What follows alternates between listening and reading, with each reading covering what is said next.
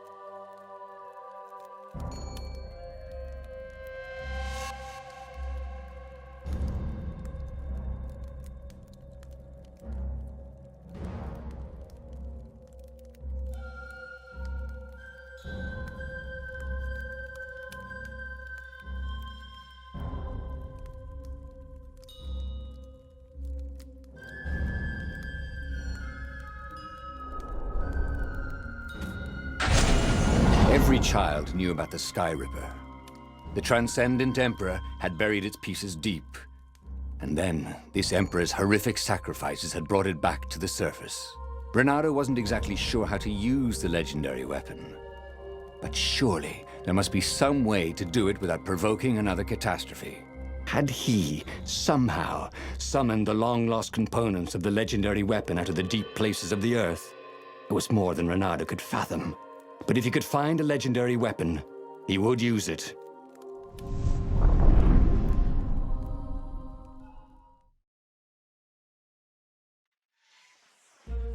As he set foot on the island, Renato couldn't help feeling a bit curious.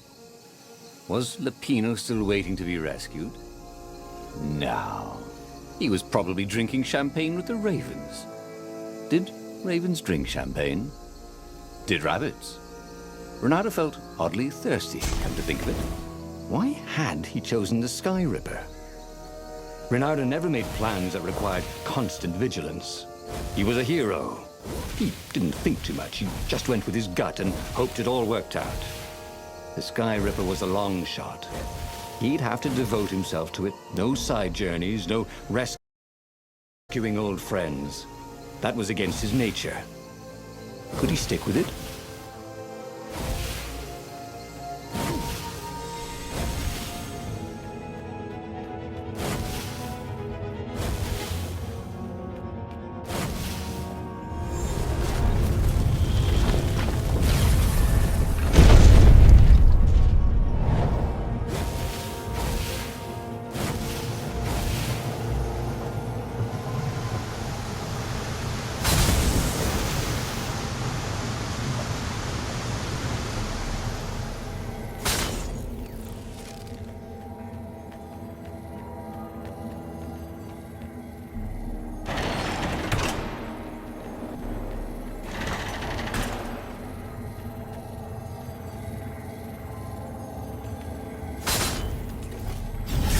The people who had built this castle, did they even know what monstrous weapon lay hidden within their walls?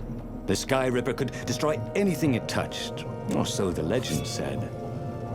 As the Transcendent Emperor had fought the Lost Gods, thousands and thousands had died. But Reynardo had been through wars. The only merciful war was a short one.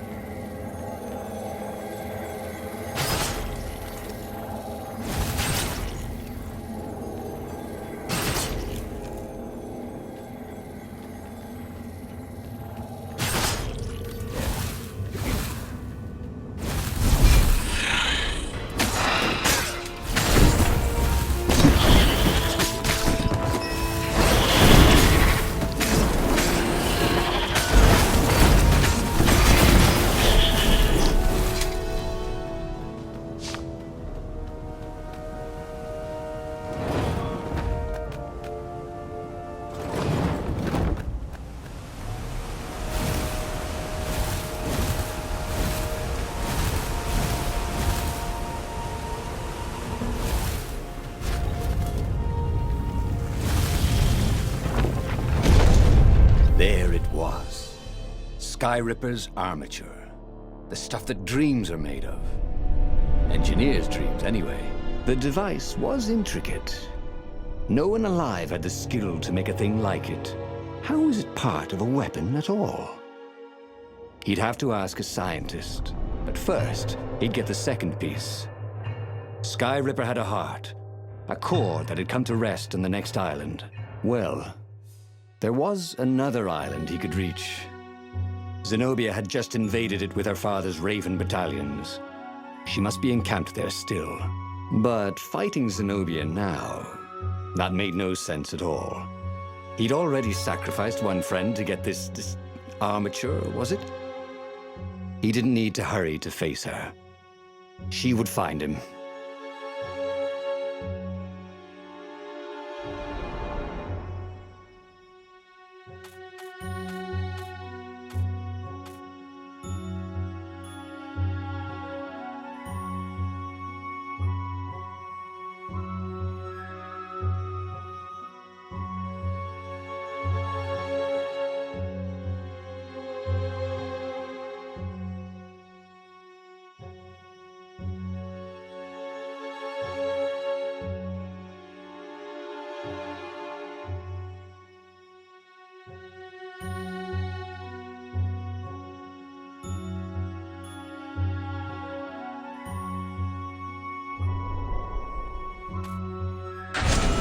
It was a no-brainer. He'd sacrificed his old friend Lapino to get the armature. And the armature was useless by itself, only a series of coils and wheels. War demanded sacrifices, and he would make more before the end. He would have to choose the greatest good no matter how much it cost him. Zenobia. Well, he would see her sooner or later, across a battlefield or a sword's point before all this was over. He was sure of that. The power was in the core. Obviously, he had to get the core.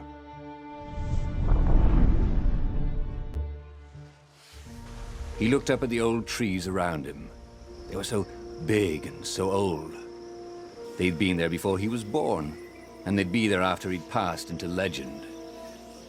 Was he confronting his own unimportance? What had got into him? He was no philosopher. Anyway, who cares? He was plenty important. He was a hero, and soon he'd prove it.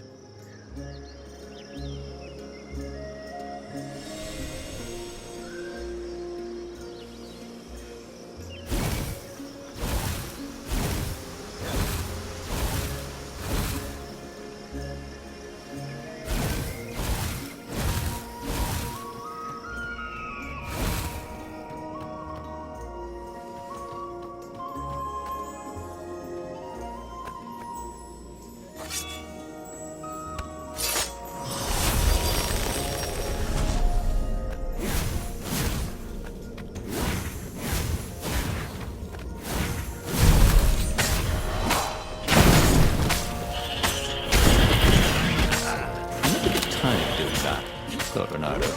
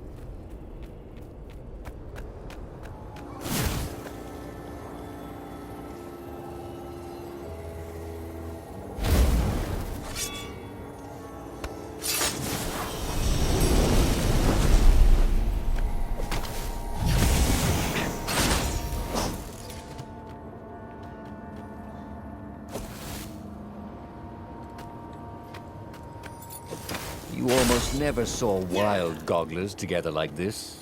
The toads had to train them not to peck each other to death. So these, the Imperial gogglers. That meant ravens were up ahead.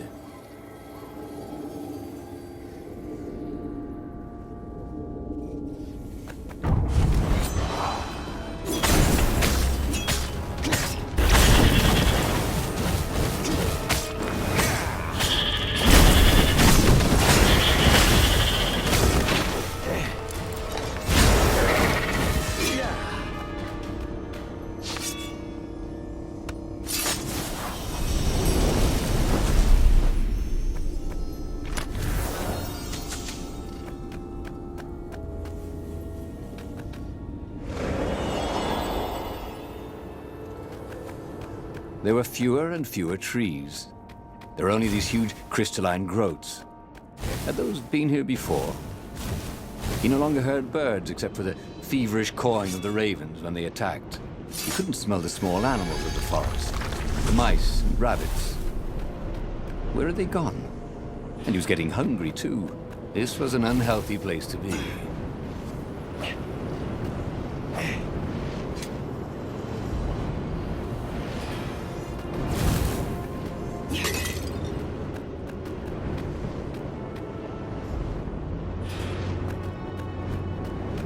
Renato really didn't want to become shawarma, or shish taouk for that matter.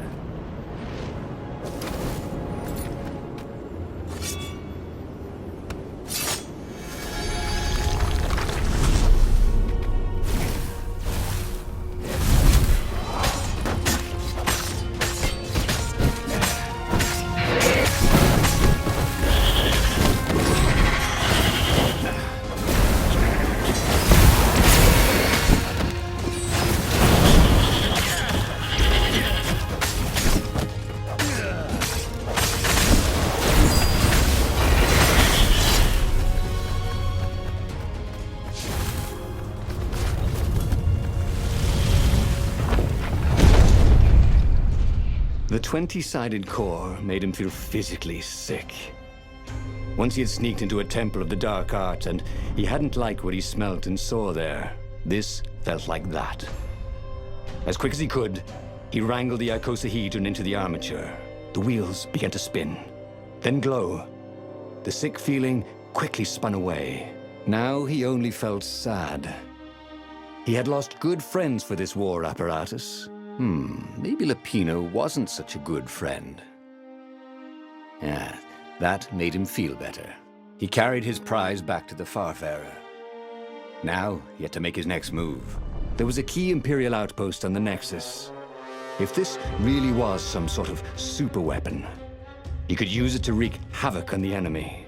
And if it wasn't, well, better to know that before the final battle. But maybe he should show it to some scientists first.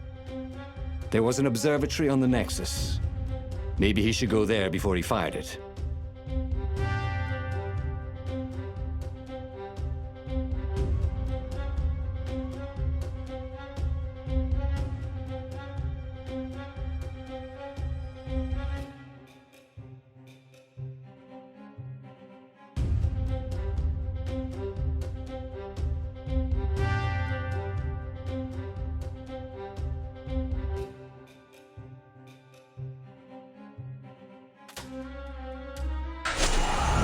Renato had never been much of a student.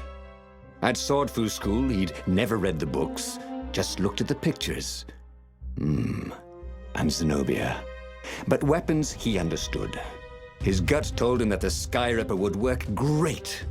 He would use it to take out the Imperial outpost. And what's the worst that could happen? The thing wouldn't work, and then he'd take it to the scientists, right? Renato actually could think of a few things that were worse, but he would make sure they didn't happen this time. Right? Exactly.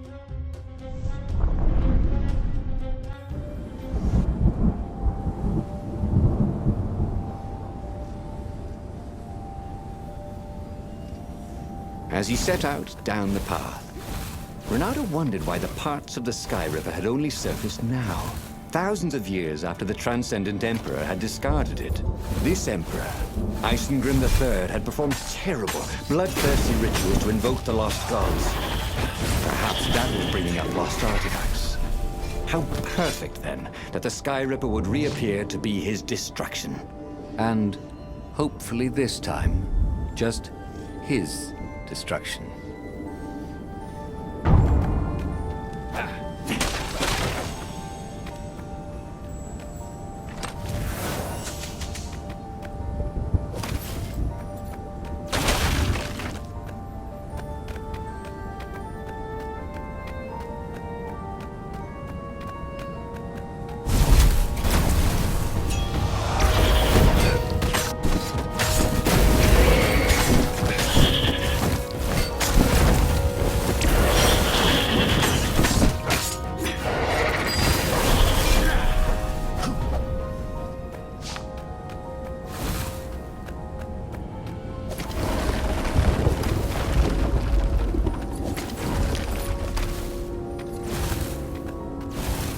He was tired of slaughtering ravens.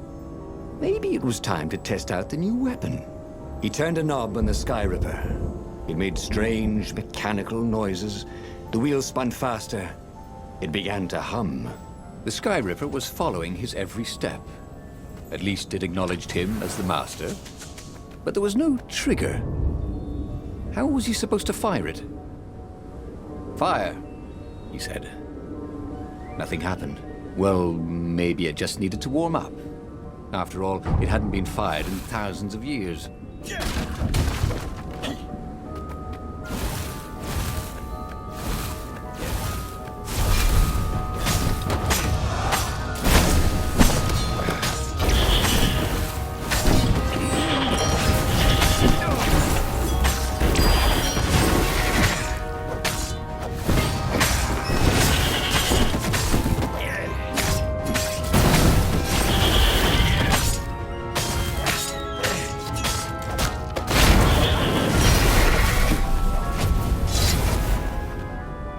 The Sky Ripper was making a whining noise now, and its wheels were spinning so fast he could no longer see them. Renato had a thought. Please? He asked. The Sky Ripper began to glow. Boom! The outpost burst into flame. Ravens flapped out screaming, wings on fire. The base was his. The far-speaker toad came hopping out. Renato! It croaked, sounding like a toad version of Zenobia. Don't use the Sky Ripper. It will destroy the world. Yeah, sure it will, cracked Renato. Pull the other one. If you don't trust me, go see Calaveras. That sounded sensible. Why did she always have to sound sensible all the time? Oh, it was infuriating. Of course she would say that.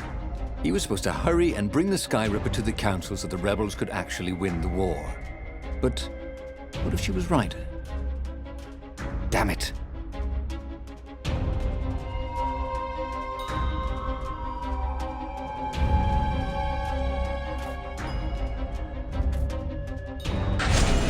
Zenobia was so frustrating.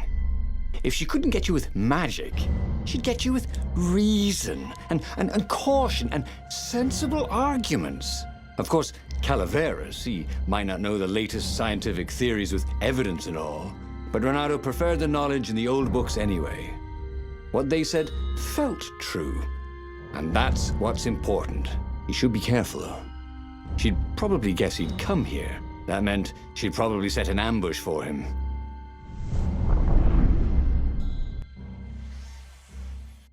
Renato landed on the island, expecting Zenobia's ambush at any moment. On the other hand, there did seem to be a lot of ravens around here. Were they just lost patrols stirring up trouble? Were they looking for him? If she was going to ambush him, wouldn't she keep the road clear so he wouldn't be on his guard?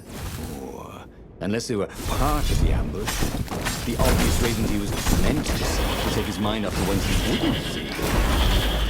God, after all these years, she's still crazy.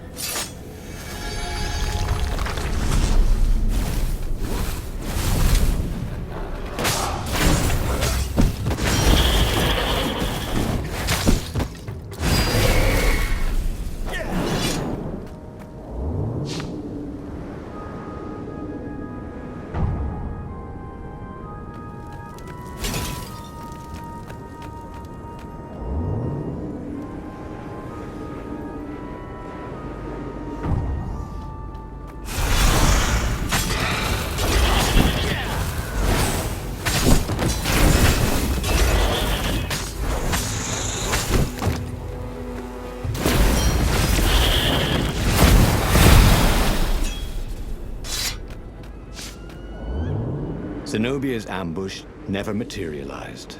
Could she be sincere? Calaveras was a great scholar. Renato doubted even Zenobia could convince him to say something he didn't believe. He was working for the Empire. He'd never have told Renato about the Sky Ripper in the first place. He would listen to the wise old toad, but that didn't mean he had to agree.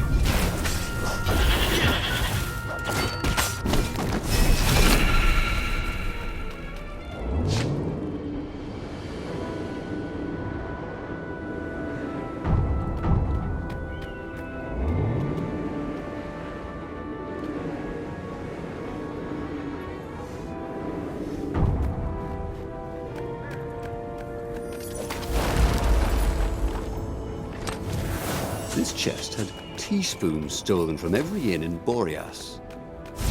It's something more useful.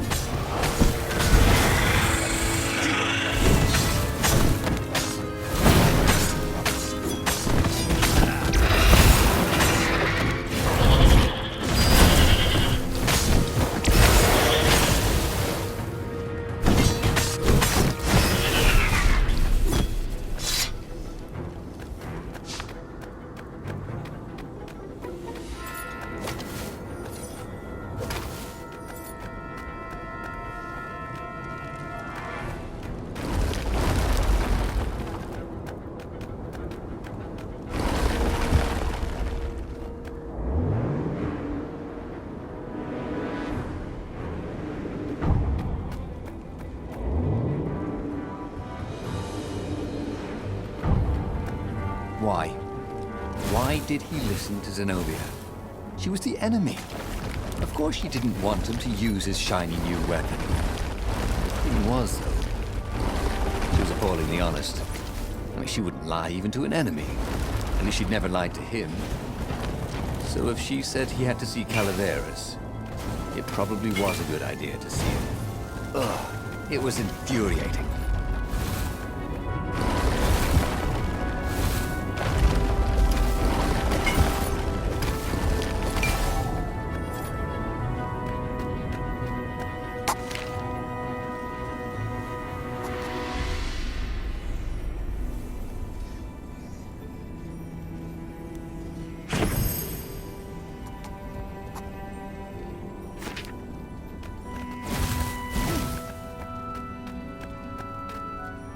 Calaveras examined the Sky Ripper eagerly. How often does a new relic surface? He brushed off Zenobia's warning.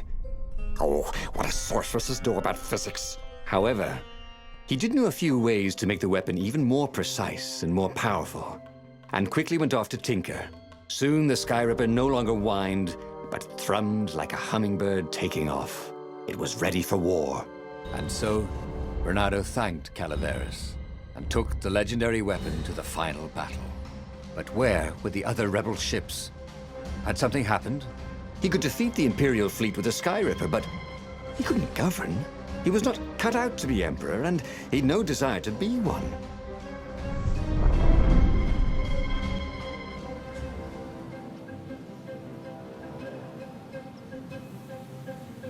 There were a few rebel ships here and there, but there was no organization to the battle. Where was the Council flagship? Something had gone terribly wrong. But he had the Sky Ripper, and the Ravens had nowhere they could hide.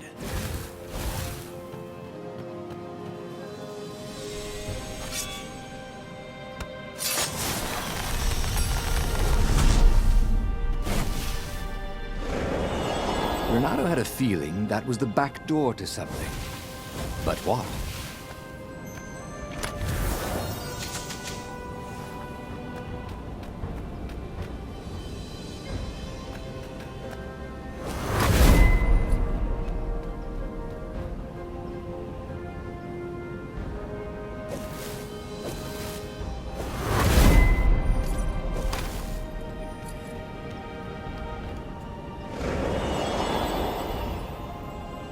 The Council speaker was on the deck, bleeding. Why was she even here? They found our base, she croaked. The Council, all dead. We must surrender. No, we can still win this, said Bernardo. I have the Sky Ripper. He would be a real hero and save the day, even when all appeared to be lost. You're a good boy. Said the speaker, and then she died.